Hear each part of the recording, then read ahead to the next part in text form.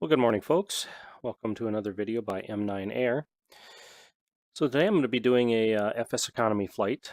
This is a flight I've actually been doing quite often here in the last few days. For some reason, there's a lot of traffic between the field where we're sitting at and the two fields that we'll be going to, and I'll talk about that here in a second. Another thing that is a little different is I've started flying the Caravan Cessna 208 Caravan. I did this for a couple of reasons. One is the FSEconomy group that I fly for, VR Aviation, leased a couple of these airplanes, and so I figured it would be good. It would be good to start flying them. The other thing that's good from a virtual currency perspective is you can pack 13 people in here, or the equivalent cargo, which generates a hell of a lot more revenue than flying a Cirrus. So while I love flying the Cirrus, and I'll continue to do that occasionally, this is kind of a workhorse in terms of generating revenue. We'll talk about it a little bit as we fly, but the interesting I found with this airplane is it flies very similar to some of the aircraft I've flown in real life. It's got a lot of the same flight characteristics in terms of speeds. It is a turbine, which I've never flown in real life, so I kind of have to work my way through that. But it's a fun little airplane, so we'll go ahead and we'll give it a shot today. There's this little route that I've been flying, and for whatever reason, there's a lot of traffic that's going to and from this 80T and 00W, which, if I look at the map, 80T is a place called Quincy Municipal. Looks like it's out in central Washington. And then there's another little location that go to that's doesn't even show up in my Navigraph as an airport, but it's Lower Granite State Airport. It's a little gravel runway right down by the river. A lot of FSEconomy traffic going in and out of that little location for whatever reason. So I don't know how FSEconomy generates assignments.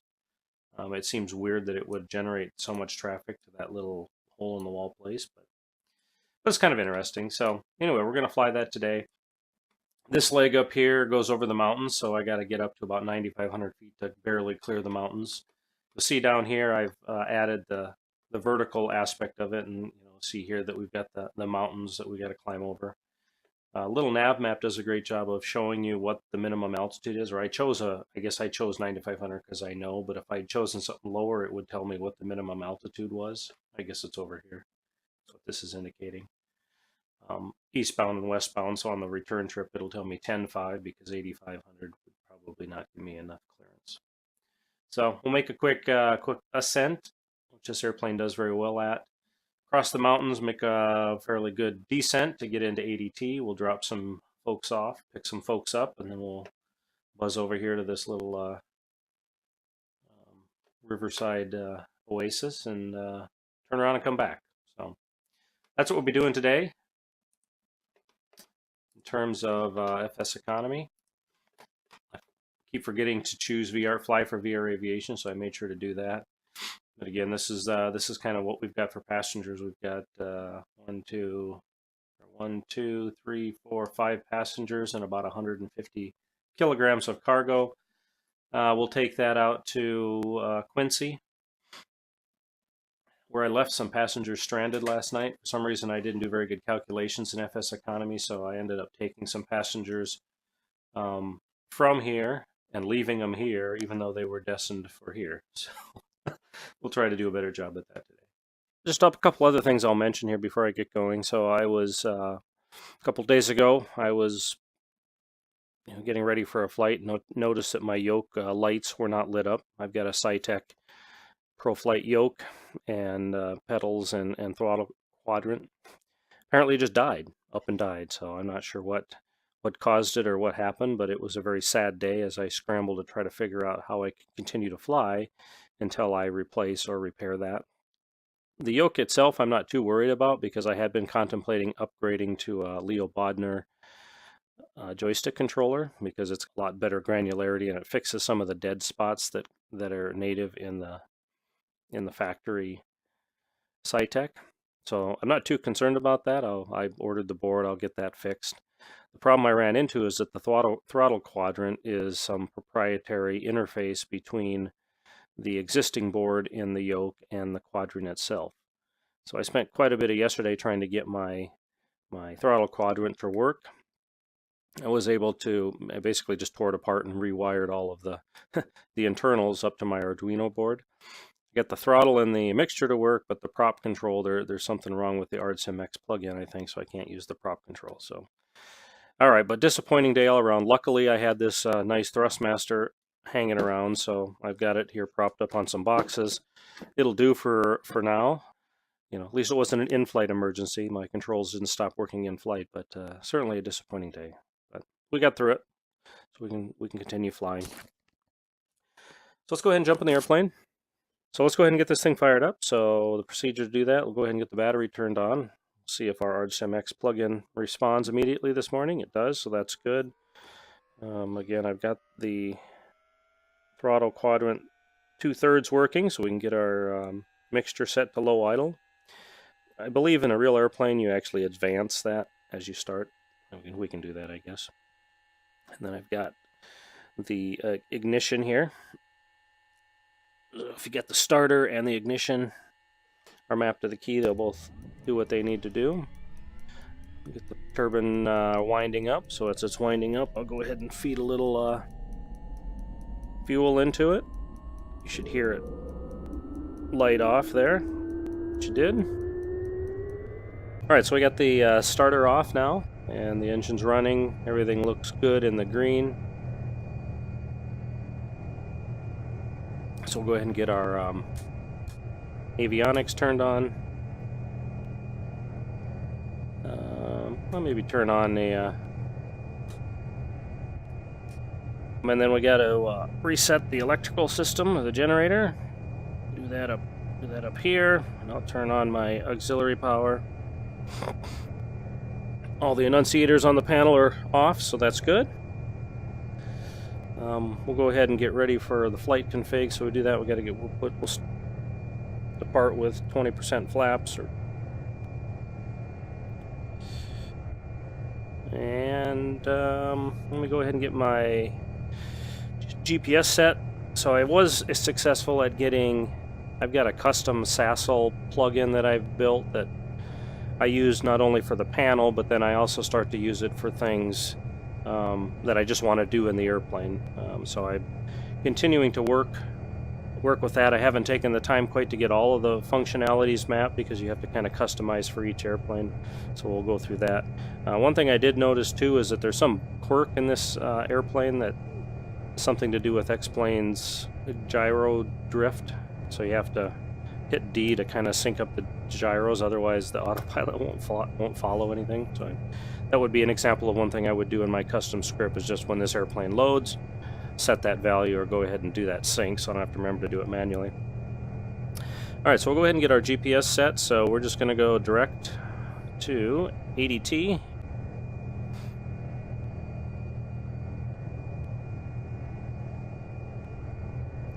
Eight 0 T.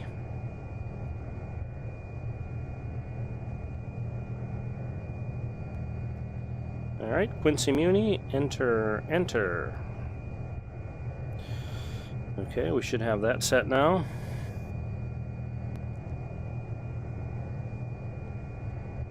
I get back into a kind of the correct position in the cockpit. Okay, so we'll just do a quick check across the board. We've got good, we've got everything in green over here. We got good suction. If I could get to the electrical, we could look at the electrical, but I'll trust that that looks good. We've got good suction. We've got you know, everything across the board here is in green. Our oil pressure is a little bit low, but we're at idle, so it doesn't surprise me. We've got good oil temperature. Fuel flow looks good. The fuel tanks will actually fill up as we go. We'll get our transponder turned on. Autopilot will set here in a second. We've got our GPS program. You know, we can listen to ATIS. Painfield, Snohomish County information, Romeo. 1500 Zulu weather. Wind calm, visibility more than 10. Sky clear, temperature 0, dew point -39. Altimeter 3001. Arriving runways 16 right, 16 left. Departing runways 16 right, 16 left. Advise on initial contact you have Romeo. Got Romeo here. Shut that off. We're doing 16 left, 16 right, so we'll use 16 left because we're closer to it. Got my autopilot pre-programmed for 9,500 feet because that's what we're going to end up climbing up to. This autopilot's a little quirky. It's one of the things that you can't actually interface with the touch controller. I don't know why this is the only instrument that you can't do that. The rest of them you can, you can get to all the buttons, but this one you can't for some reason. So again, luckily I've got this panel here, so I was able to map all of the AP commands down here to my AP console. But in any case, I figured out the quirkiness of it and I've been able to get it to work fine for me. We're going to go up to 9,500 on our climb out. Once we start climbing, we'll set vertical speed mode and capture a speed that will take us up to 9,500 at about 110 knots or so. Good cruise climb. So we've got that preset. We'll get our DG. I'm gonna have to move it up here a little bit. We'll synchronize our DG over here. We're facing 210, so we'll get this set to 210.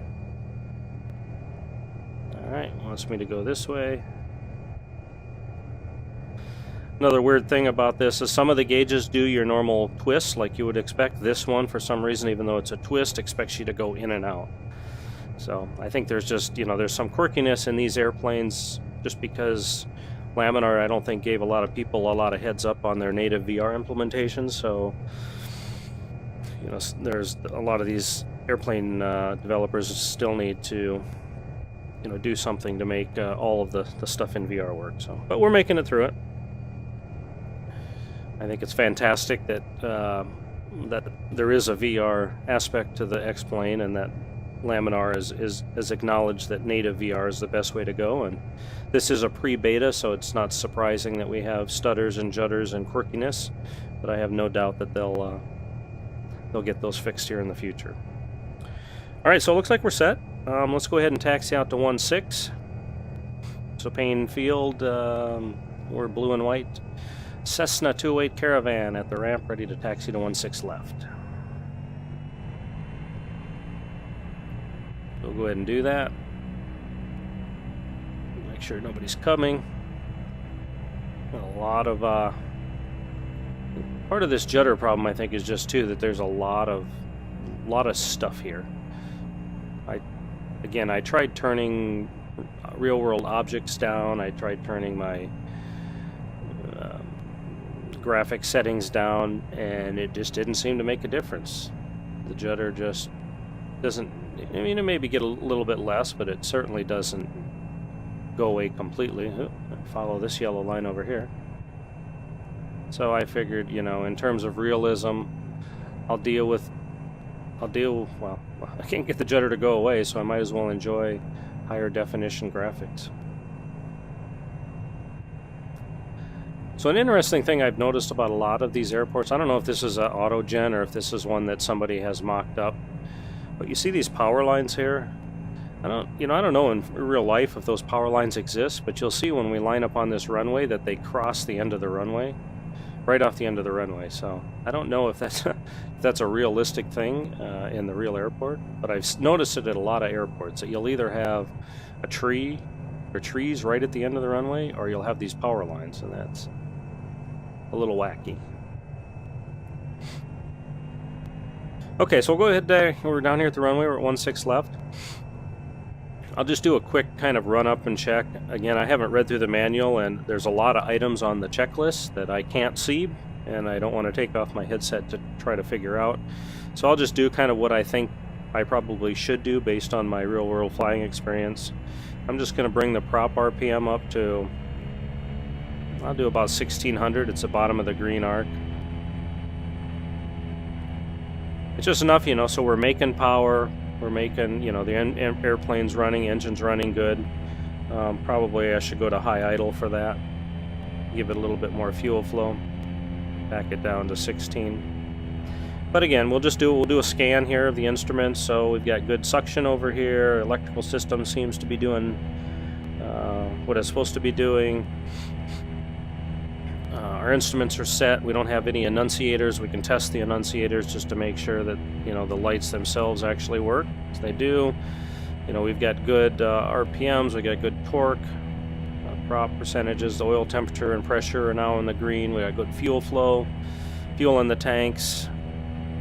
Transponders set. AP set. GPS is set. Comms are set. Flaps are set. Mixture is full idle. Prop is full forward. All right, so we're ready to go.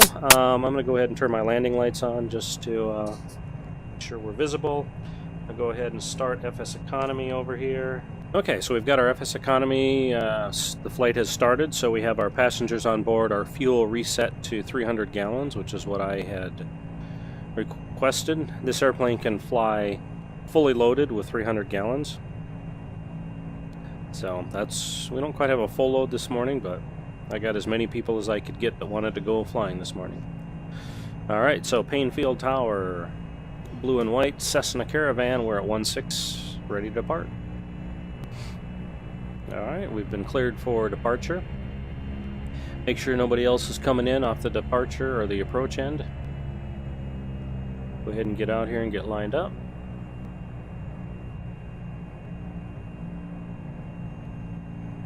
Whoa, judder makes it a little bit hard. All right, so you see right there the power lines that cross off the end of the runway. I mean, we'll clear them, but it just seems strange that they would have auto-gen or generated power lines right there off the departure end of the runway. Okay, so the judder's pretty bad here. Let's get up in the air and hold that down. So I'm going to bring the power up to 2100 on the torque, which is the far left top gauge up here. That's takeoff. Well, it's not 2100. I'll go to takeoff power, which is the first little notch. And we'll go ahead and start our roll. We've got our takeoff power set. Boom. Got to find my control stick. Wow. All right, airspeed is active. Judder is real active. We're looking for 75 knots. So we're at 70, 75, and all right, we're going to rotate, start our climb. Trim down just a little bit. I'm going to keep that speed below 100. We'll get the flaps up.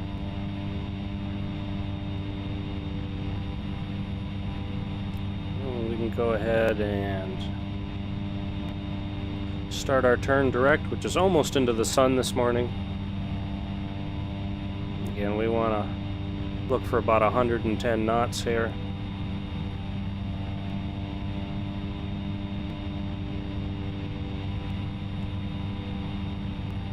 Alright, so we're good and stabilized. We got the flaps up. I'm going to go ahead and engage the autopilot. So what I found works best here is to turn the autopilot on and then set altitude, which actually arms altitude mode for 9500, and then I'll hit vertical speed. Now if I hit it while I'm in a climb or a descent, it will automatically choose that vertical speed and hold it. But then I can also reach up here and click this and I can adjust it. So what I'm going to do here is I'm going to do a couple of things. One, I'm going to bring the prop back just a little bit. And I can also put nav mode on, so it should start to follow the GPS. Let me just put this page here to make sure that it's going to do that. So I'm going to pull the prop back just a little bit and get us kind of into a better climb profile. I don't know if this is what you would do in a normal aircraft, but just kind of being prudent here, pulling the prop back to 1800 RPM.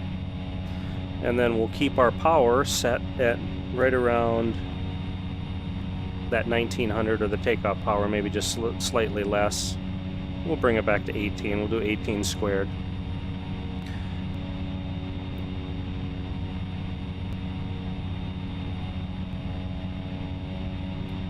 So the autopilot does not seem to be wanting to follow the GPS line, so let me do this D thing. Synchronize stuff, and let's see if we can get it to come back around. Let's see if it'll do that. Follow the heading bug. Put it in heading mode.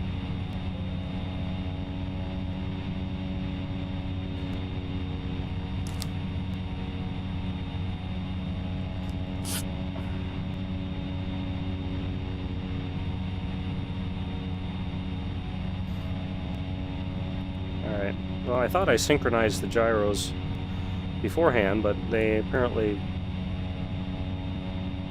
weren't synchronized because it was following the heading bug offset. So I did it again. Now we'll see if we can go to nav mode and see if we can get it to follow the GPS. Follow the magenta line. It's kind of a weird departure out of here. We'll call that the circling S departure out of Painfield. Alright, so you also notice as we're climbing, we're starting to lose power, so we got to feed in a bit more power to keep that 1800. We also want to be watching our airspeed. I've let it drop down to about 95, so I'm going to decrease my rate of climb to 1,000 and see if we can get that back up to, 110 or so. Watching the GPS to make sure it tries to capture our course, which it looks like it's actually doing now.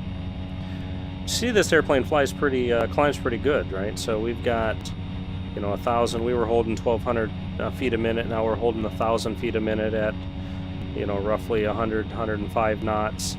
We're already up at 5,000 feet. We departed at about 600 feet. So this airplane gets up and goes pretty good, even loaded as heavily as we are. So FSEconomy, when you start a flight in FSEconomy, there's a couple things it does for you automatically. It sets your weight. So if you're carrying 13 passengers, it'll set your gross weight in the airplane so that the airplane responds appropriately to the weight.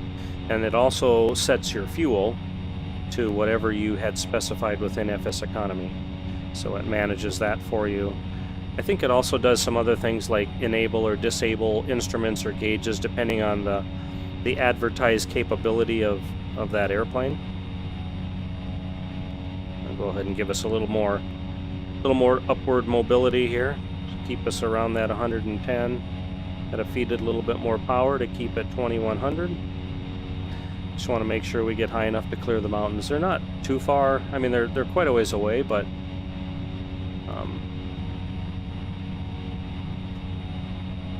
it's always good to get to altitude faster than not.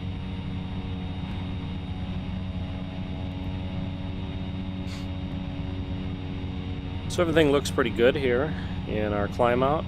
The gauges look green. We've got good, again, the fuel and oil are your friends. Those are probably your most important things that you want to keep an eye on. And you always want to make sure you have fuel in the tanks and that you have fuel flow, which we have over there. These are the fuel gauges. This is the flow. We're going about 400 pounds per hour at this rate. And oil. Your engine's not going to run very long without oil, so we just want to make sure we're not overheating it, and that we've got good pressure. So we're good there. The other gauges, as long as they're in the green, I'm happy with it. If there's any Rio 208 pilots out there watching, I would be happy to have you give me feedback on what I should be doing or doing differently, or what power settings, what other things I should be looking at. But this seems to work well, at least for this airplane in the virtual world. So our speed's starting to bleed off a little bit. I guess we can give it a little bit more throttle to keep that 1800 there.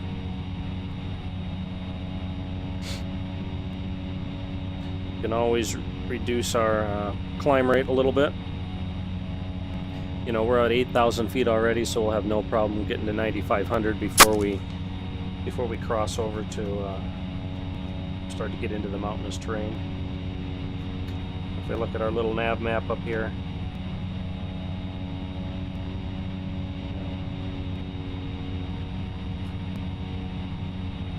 there's the circling S departure. But yeah, we've got a little ways before we have to be at altitude, but it shows us our speed, climbing at 118 knots, about 8,500. It gets particularly airy over about this area here is where it gets the most the highest elevation. See our little airplane here, we're climbing up to 9,500, so we got plenty of room there.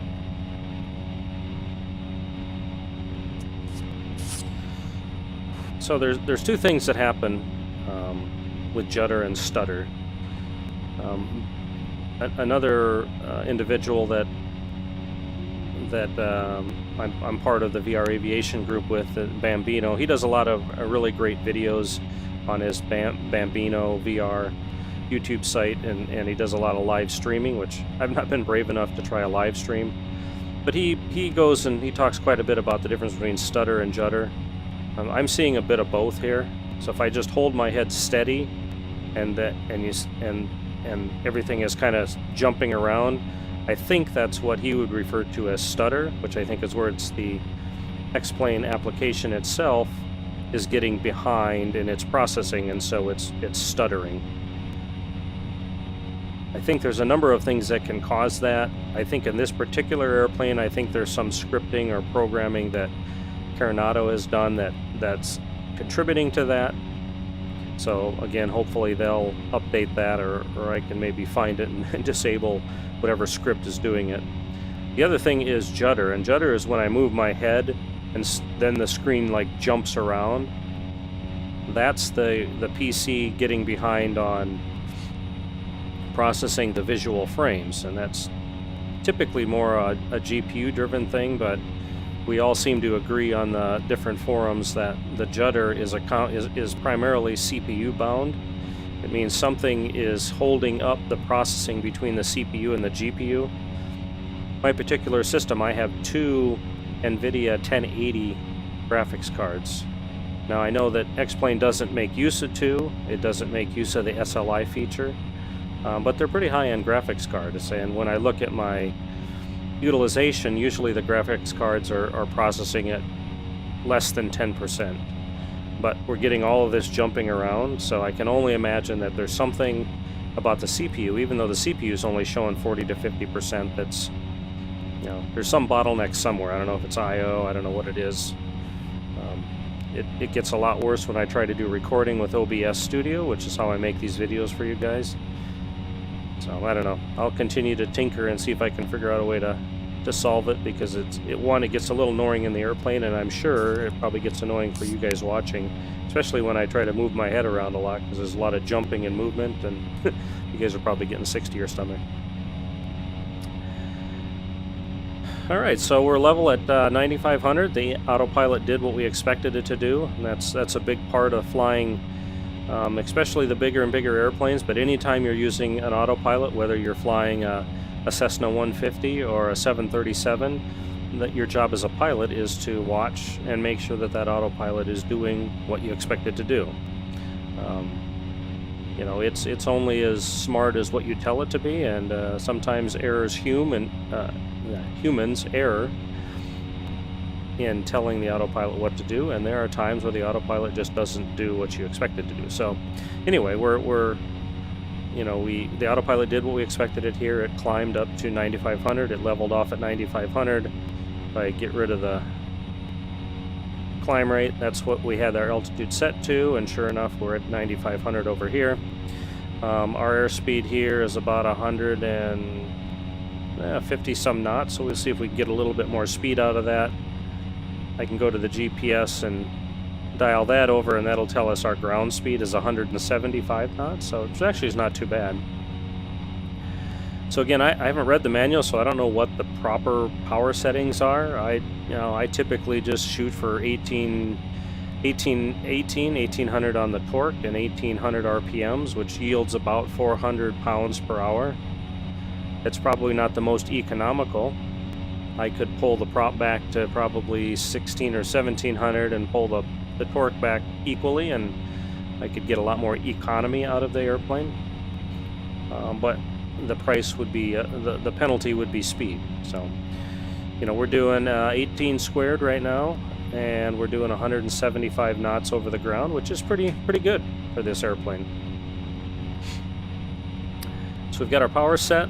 We're holding altitude. We're following our GPS course as verified by the GPS itself. And if I look out at Navimap, little nav map. We're following a magenta line. So all is good with the world. All is good. So now it's time to get your soda out, get your pretzels out, get your iPad out, start watching something. Because it's about a 45-minute flight. Actually, what does the GPS say here? It's about 45 minutes from when we leave. I guess we've got about 30 minutes to go. I think I've done some ortho in this area. I started building ortho in this area knowing that I was going to start flying out here. But as you might imagine, building ortho... Well, ortho is always a tedious process, and I think it takes longer in the mountainous area because it just has that many more height details it has to process through. I got through about 3 tiles that are kind of north of where we're at, and haven't gone back to it yet. I don't know if it would make any difference in terms of what we're seeing out the window with ortho or not. I guess I'll do this area. Maybe I'll do that today. And do a comparison to see how it looks outside the airplane versus what we see now. But it's kind of interesting flying through the mountains. We're pretty low. I think if I were actually flying in a real airplane, I'd probably climb up to maybe 11.5, just to give a bit more clearance on the mountains.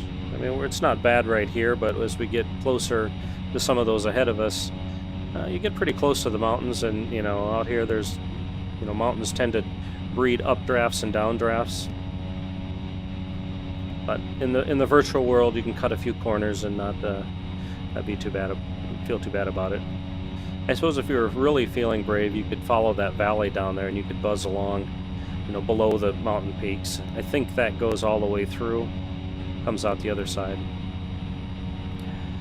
This is kind of cool. We got the sun coming up.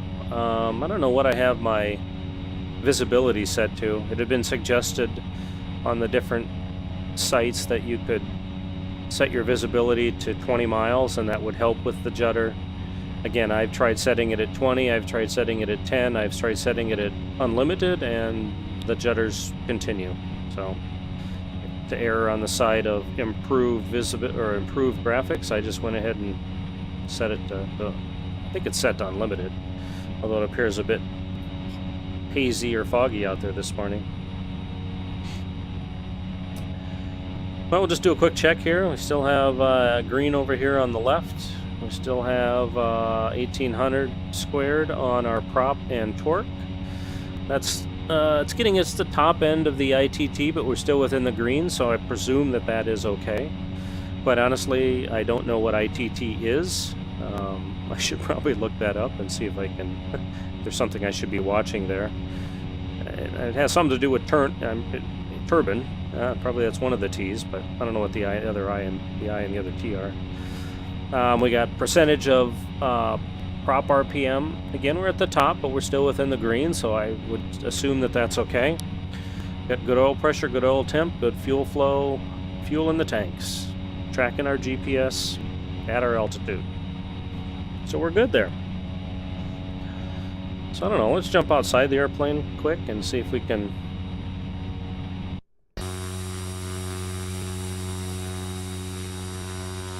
The judder isn't much better out here. That's kind of cool. Flying off into the sunrise. See if I can take a picture of that. Here's out my FSEconomy. Kind of position my head where I want it to view and snap a picture.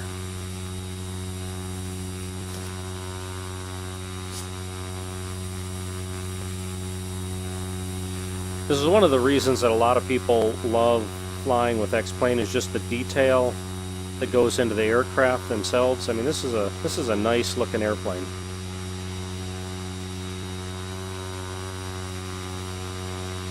Not sure why they never put retractable gear on this airplane. I guess they have their reasons, but it's a nice looking little airplane in the blue and white color scheme. Got the 2 pilots in there, and notice think if I move my head around, the pilot actually... Oh, there he goes. He'll actually look at us. Not sure who's flying with me, but that's what that's what puts in there. But yeah, just the detail on the airplanes is pretty cool. You know, these guys do put a lot of work into building these airplanes and getting the details right. The graphics, again, I believe this is just auto-gen scenery, right? So for the default scenery that comes with X-Plane, I mean, that's fantastic. I mean, it looks great. When I put ortho over top of it, it'll make it look more real, because it'll mimic what the satellite photos show. But you know, I'm not even sure I would need to in this area, because again, it's, you know, it looks like mountains. It looks, I guess, like what you would expect to see in the mountains. So pretty cool. Pretty cool.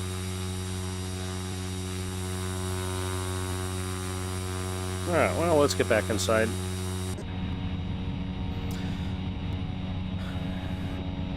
Put my seat forward. You know, you're in the airplane. You can go anywhere you want in the airplane, right? So I could go into the back seat. I've not flown in a 208, but if anybody has, I'm guessing that this probably looks like you would expect.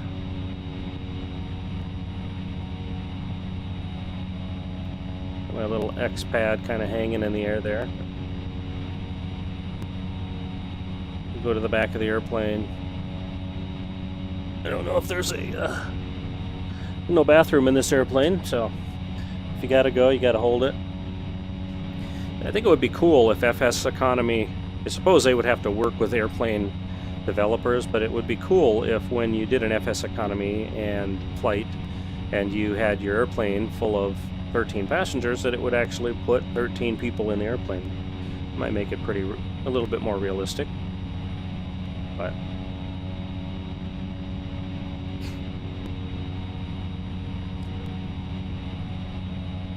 little view out the window.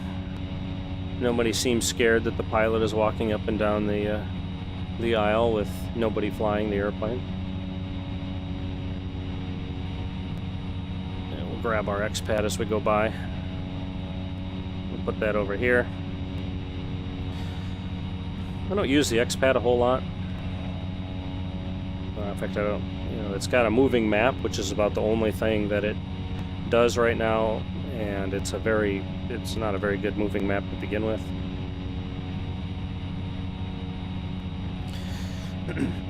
My hope is that Laminar, as they come out with future versions, will find other ways to use this moving map.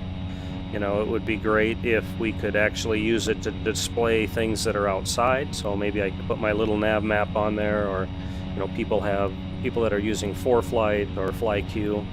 You could somehow mirror that to the iPad internally. But baby steps. Baby steps. Okay, so we got about 20 minutes left. I'm doing 176 knots here at 9,500 feet. Quick check across the board. All our gauges are still in the green. Yep, that one's still in the green. Still got good fuel flow, got good fuel. If I look up here, I could probably control the fuel tanks. I've just got them both set to on, which I'm guessing it just... most Cessnas do this because they're high wing. They can just they can feed both tanks at the same time. But if I had to, I could shut one off and only feed out of one or the other. This airplane has oxygen. We're not high enough to use it, but I could turn the oxygen on, give everybody a little whiff of oxygen. Cabin air vents. There's something I noticed the other day. I'll maybe mention this just in case there's any other 208 pilots flying. I was flying along here and I noticed that all of my gauges, these gauges, the steam gauges, had a very realistic reflection, like a glass reflection, which I thought was really cool. I thought, you know, somehow these guys have figured out how to do these graphics. It's just amazing, right? But then I looked over here, and anything that had an LED was like a mirror. I couldn't see the numbers, it was just a mirror looking back at me. Now I think that's because I was playing... Sorry, I'm sitting down in the seat because I want to get to these knobs. I know this is weird, but I was playing with these knobs to try to get the different lights turned on. So this knob here turns on the panel lights. And again, it's funny because you have to pull it. But it turns on the dash lights, which we don't really need today, so we can, I guess, now push it and turn them off. But these knobs are adjusting the cabin dome lights or floodlights. And again, I can never figure out if you twist them or turn them or what. But there was some combination of lighting here that I had turned on. I'm trying to get it to do it again. There was some kind of combination that I turned on with the lighting conditions outside that led to that mirror effect. So anyway, if anybody else is flying this and they run into that, check your lighting knobs, because that may be what's contributing to it. Look at the fire extinguisher while we're down here. Yeah, it's green and charged. Alright, we'll go ahead and get back in our seat. We're done picking up the pretzels off the floor.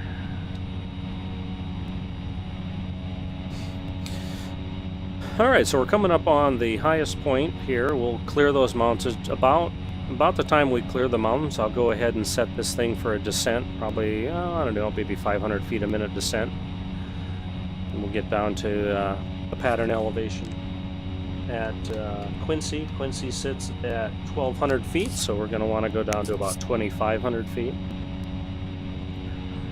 I found when flying this route, again, about the time you cross the mountains, you can set that descent, and you'll arrive at your destination. So I don't know, yeah, we'll see how many more flights get assigned to this area. I've done this route, I don't know, maybe 4 times now. And again, like I mentioned earlier, for whatever reason, there are a lot of assignments that are going in and out of these 2 little airports. So I'd like to fly some other routes, but you know, I'm trying to chase that ever elusive virtual dollar for FS Aviation. So Bambino he's announced that he will he's got a contest going for the month of January, whereby the person that generates the most revenue then will get a 20% cut of the net profit for their own personal account. Pretty sure I'm not anywhere in the top. I'm probably in the top, probably top 5, top 6. But there are some guys that, I mean, they're flying these 208s, and they do a lot of B-1900 stuff where they can pack, I don't know how many people in there, 23 people. You know, with these flights are generating, you know, $8,000–$10,000 in revenue every time. For whatever reason, even when I pack this airplane full, I'm just not generating that much revenue. So I don't think I'm going to win. I'll probably be top 5. But you know, every dollar I can pack in there gets me closer to winning the virtual currency. Which I know, guys, in real life doesn't really matter, but again, when you're participating in a virtual economy like this, it's kind of cool to see that stuff happen. All right, so we're going through the highest part there. We're, you know, had our course taken us a little bit to the right, we probably would have been, well, hitting that mountain or getting awful close to it. That's why I say in real life we probably would have chosen an altitude. We would have probably gone up to the next level, which would have been 11.5. But we got more than enough clearance here to start to come down out of the mountains. All right, so we're about 15 minutes out. We're 40 miles out.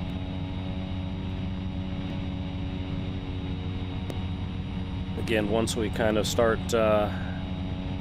clearing these mountains, we can start descending. So I'm going to go ahead and get my autopilot.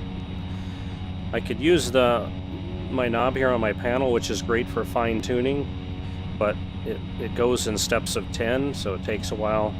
One thing that is nice, I think, about the way that this is interacting right now is you can actually grab it and go very quickly, left to right. So I'll use that method. And I want to go down to about 2,500. 26 is enough. I can fine tune it with this guy. So I've mentioned this before in the Cirrus videos, but again, most autopilots, when you make the changes, aren't really changing. I don't know if I can get the flight director to come on. I don't think I ever got that button to work right. No. Most times when you make the changes here on the altitude, it doesn't change it immediately. You know, all it's really doing is it's saying, you know, I want you to hold that altitude once you get to that altitude. So, you know, we've switched it to 2,500. The airplane's not going to do anything until I put it into vertical speed mode. Let's see here. I don't know, whatever I did there. Altitude arm, vertical speed. So now we can go into vertical speed mode here. Oops. And we can set our vertical speed, and we'll just do a nice gentle 500 feet per minute. We'll see what that yields us. Down to 2,500.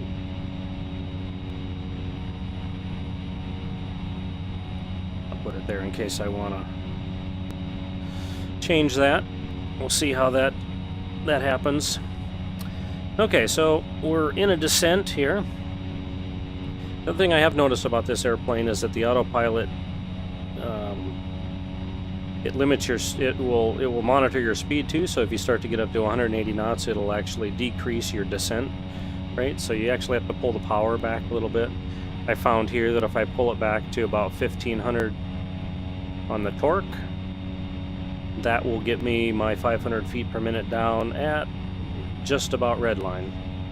So we're going forward as fast as we can, and we're doing a descent that gets us to where we need to be, which is 2,500 feet once we get to the airport. You can do a little bit of math. It's telling us that we're about 11 minutes out, so you know, that'll, at 500 feet per minute, we'll lose 5,500 feet, which will put us at about 4,000 feet. So I might increase our descent rate a little bit, maybe go to 800 feet a minute. In the virtual world, it really doesn't matter. You can choose whatever you want. In the real world, you have to be a little bit cognizant of descent rates, because people's ears start to, you know, they don't clear. If you make a really quick descent, people's ears will plug up, and people start complaining about that. So I like to keep my descents certainly no more than 1,000 feet per minute on a normal descent, but you know, typically more like 500-800 feet a minute. And you also have to keep in mind where you're going, and you want to arrive there at roughly pattern altitude. You don't want to arrive real high, because then you're going to have to dive, and you don't want to arrive at pattern altitude 20 miles ahead of time either. So we'll see how this works out. But the GPS is showing we're about 10 minutes out. We're 30 miles out, so at 10 minutes we would kind of start to brief the passengers and just tell them that, hey, we're 10 minutes out from landing, so if you could make sure your seatbelts are back on, make sure that anything you've taken out for your flight, you've stowed that, and we'll be there in about 10 minutes. In terms of radio calls, we're still 30 miles out. I'll probably wait till we get about 20 miles, maybe even 10 miles. We'll make a radio call. I'll let Quincy traffic know we're coming. So we're holding just below red line, 180 knots. GPS says we're doing 186 over the ground, so that's pretty good time. Coming down at 800 feet per minute. We're at 7,500 feet. So in 10 minutes, we'd lose 8,000 feet.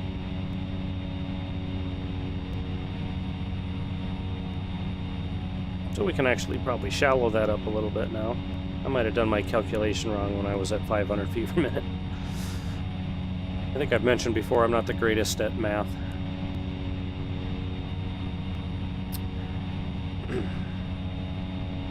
But we're in our descent.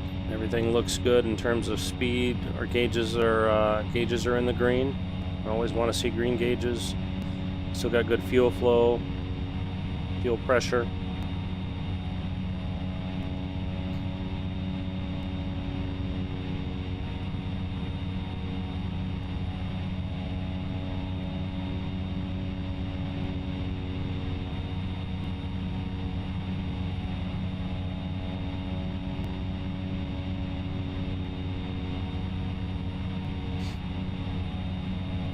So there's a river there. The first time I flew into this, I didn't really know where I was going, and to be honest with you, this airport is kind of hard to find in the glaring sun.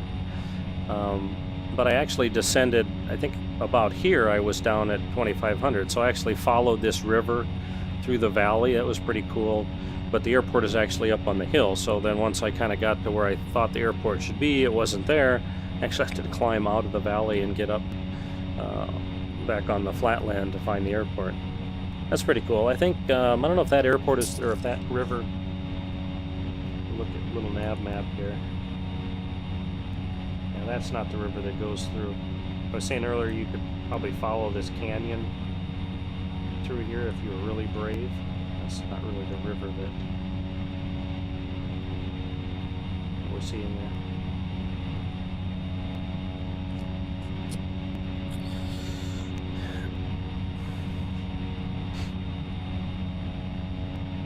But again, you know, from up here, the graphics on AutoGen, I mean, it looks pretty cool. It looks pretty real.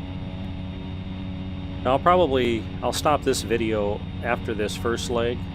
I'll probably record the second leg, and you know, maybe I'll put that up as well. It's certainly when you go the next leg, you're flying over kind of the flatland or farmland. And I grew up in the Midwest. Did quite a bit of. I learned to fly in Nebraska. So crop circles, as we know them here, are very prevalent in the scenery coming out of Quincy and headed up to the next airport. It's a very rudimentary. You know, it's probably the land mass is probably tagged as farmland, and the default AutoGen for farmland will be just to duplicate irrigation circles over and over and over. It's kind of interesting in its own way, but it's also a little bit boring scenery-wise. So I may or may not post that video.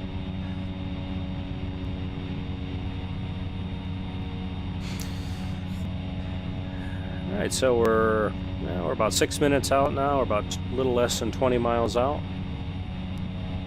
We're coming down fairly good. We're at about 5,500, so we got about 3,000 feet to lose. 500 feet per minute. I guess that would mean 6 minutes, which puts us right where we need to be.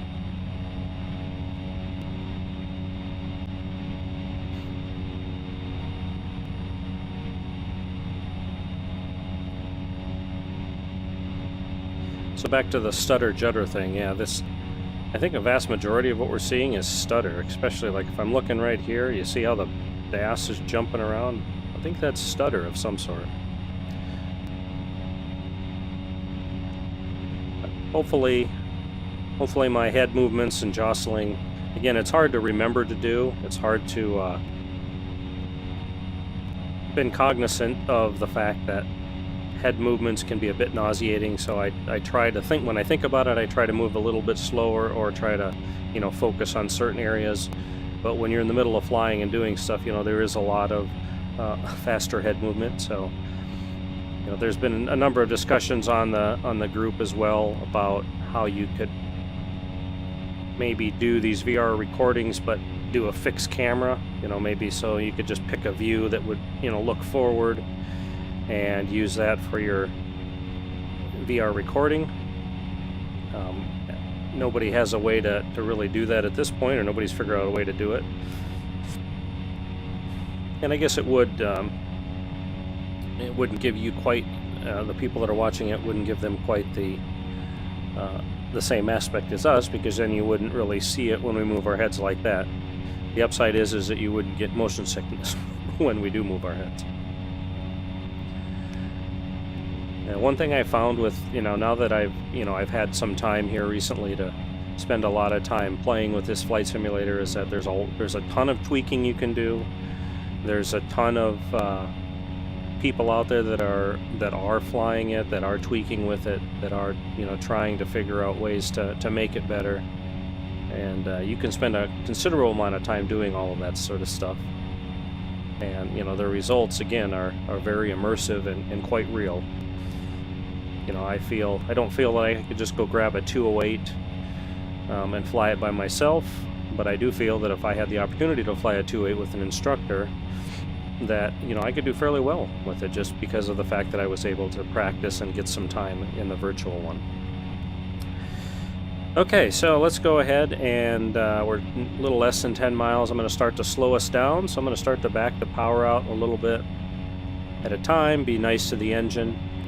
Go ahead and make our radio call. Quincy Muni, blue and white Cessna 208 Caravan. We are 10 to the west, inbound for landing on 09. Doesn't have an ATIS, so we can't listen to it.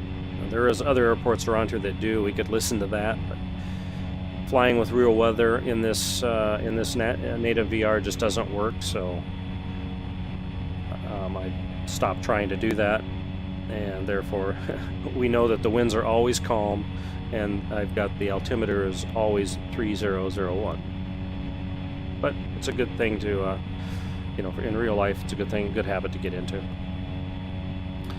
Okay, so we want to keep slowing the airplane down, bringing the power back slowly.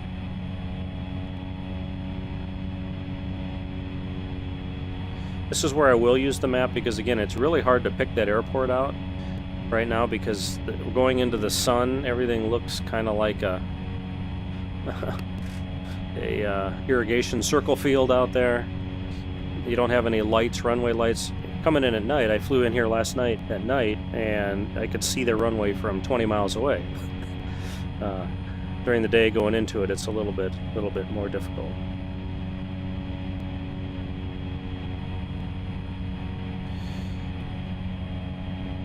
Keep bringing the power back. Got to get slowed up enough we can start to drop some flaps in. Usually what I found is about 1,000 on the torque will get me slowed up. I usually fly my approaches at about 1,000. That usually gets me slowed up enough. We're still in a bit of a descent, so that doesn't help slowing us down.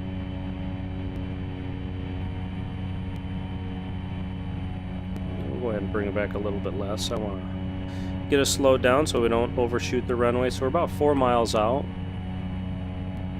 I still don't see the runway. It'll probably be kind of a last minute find. I know where it is from looking at my map, but it's hard to pick it out. Okay, we're below the white arc, so we can go ahead and drop our flaps 1 notch. That's going to pitch the airplane up, but the autopilot should respond.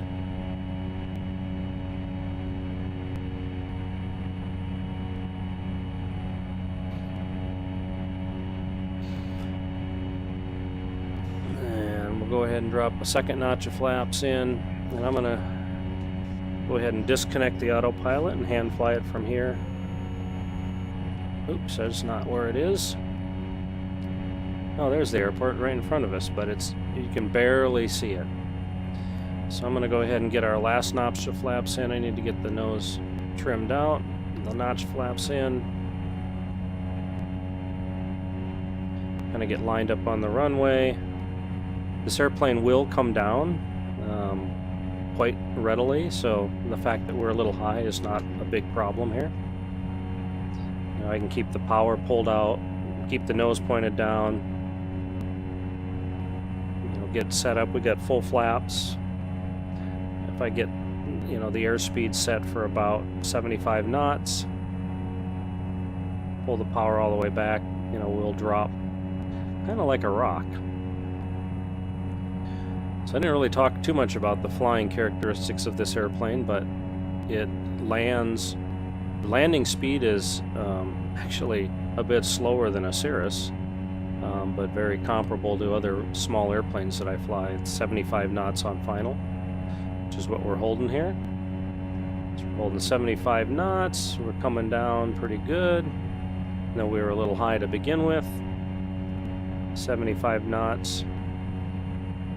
So this, for some reason too, there's no wheel sound when I land, which I find a bit strange.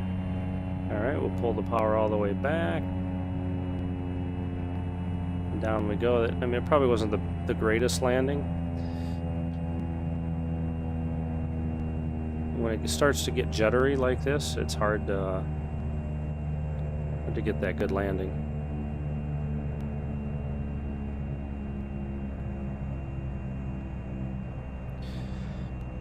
Okay, so we've arrived at Quincy Muni. Go ahead and get the flaps back up.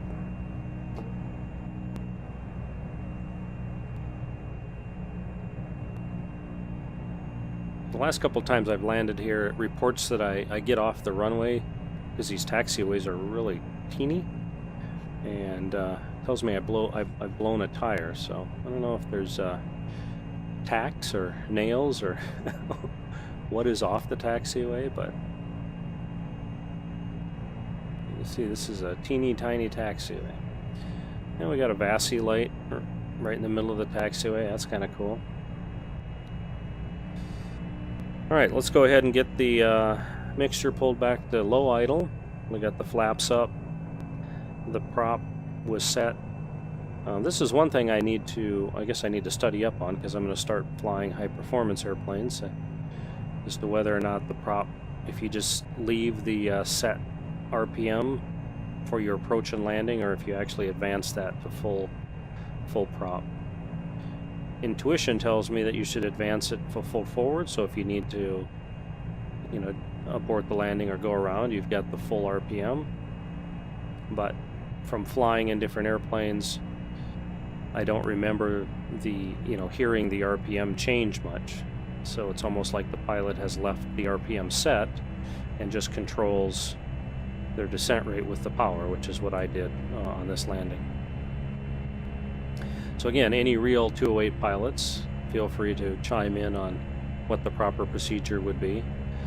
You know, this flying virtually like this gives me practice. It gives me the ability to simulate what I would do in real life, but if I'm doing it wrong, that's just ingraining wrong behaviors for when and if I would ever fly something for real of this caliber.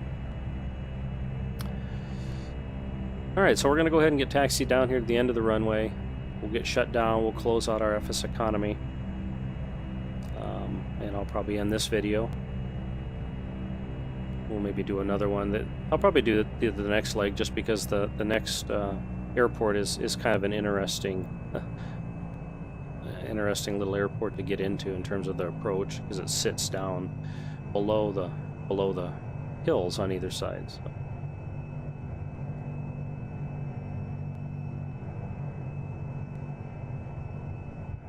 All right, so we're in Quincy, so let's go ahead and get this thing shut down. I'll go ahead and get my avionics off, get all of my outside lights off. Make sure we're sitting at idle, and then I'll go ahead and pull my mixture back to wherever that handle is. Here we go. Pull that back to idle cutoff.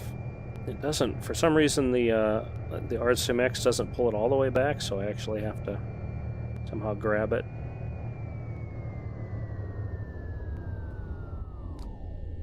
Shuts down the turbine.